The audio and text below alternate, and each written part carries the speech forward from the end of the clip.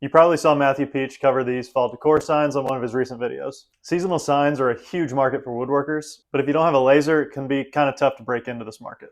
But there is an easier way to get a seasonal design, and it's a lot easier than you'd think. And the secret is this blackboard chalk paint. This paint allows you to turn any surface you might want into a chalkboard that you can turn into different things year-round. The ability to change it throughout the year makes this an attractive option for customers. They can keep the same piece of decor up, but then just change it for the season or the holiday.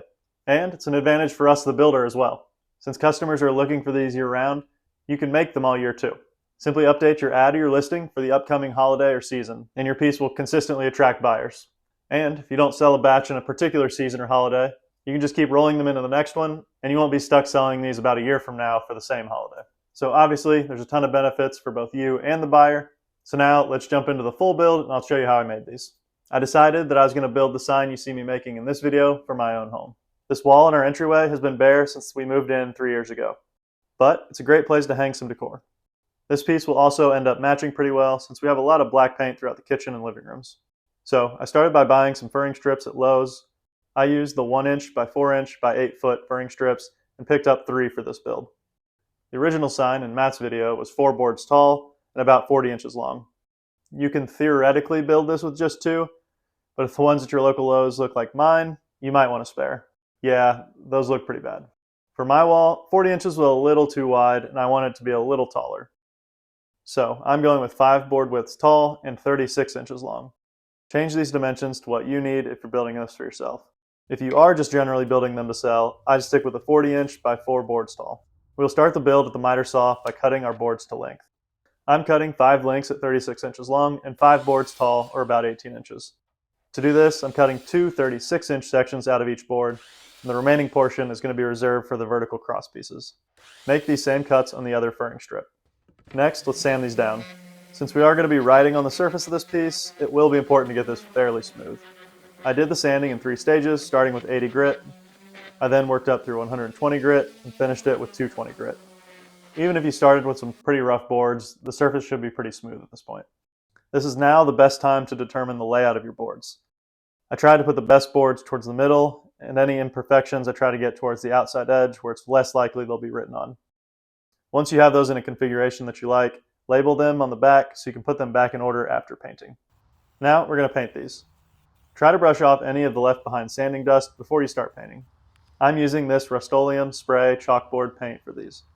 The colors are limited for the spray paint options, but you can actually get this latex paint and tint it to about any color you'd want.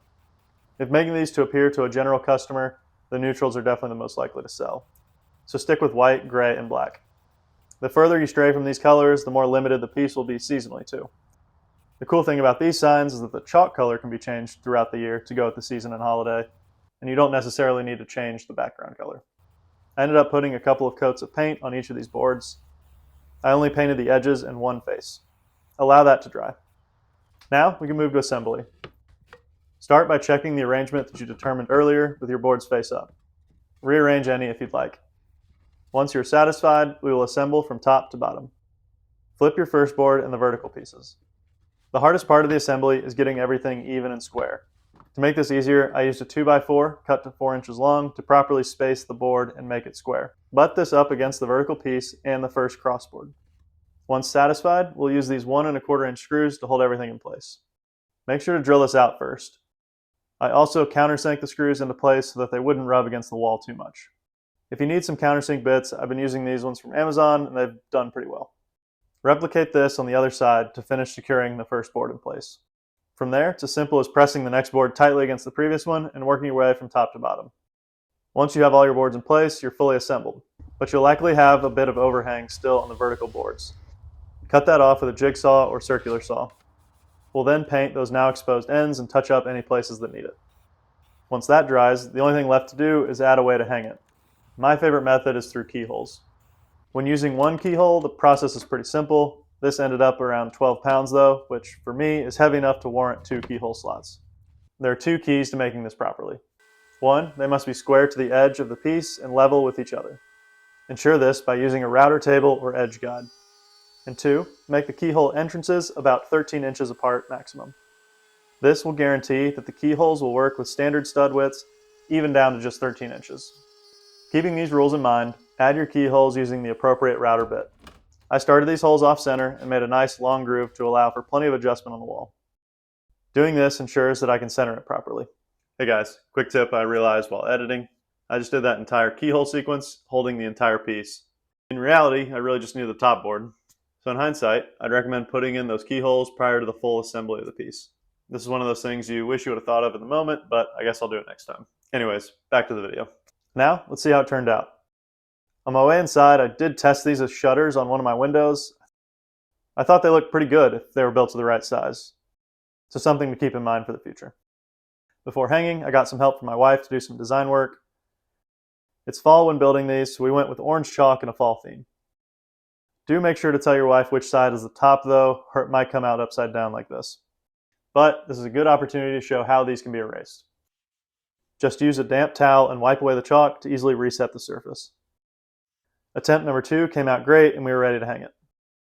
I used my new Franklin sensor stud finder to mark out the studs. It's been pretty nice to have in the week or two I've had it. I would definitely recommend it if you're looking for an upgrade from a cheaper one. To ensure you get the screws level, use this trick.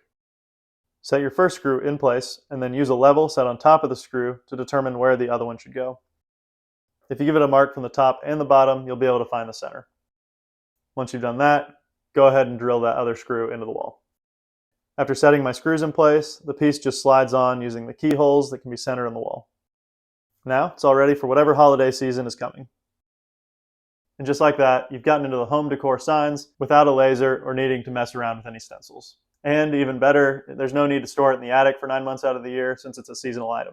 You can keep updating the piece throughout the year to keep it in season. If you're looking for more fall decor items you can make, you might be interested in these pumpkins I made in a prior video.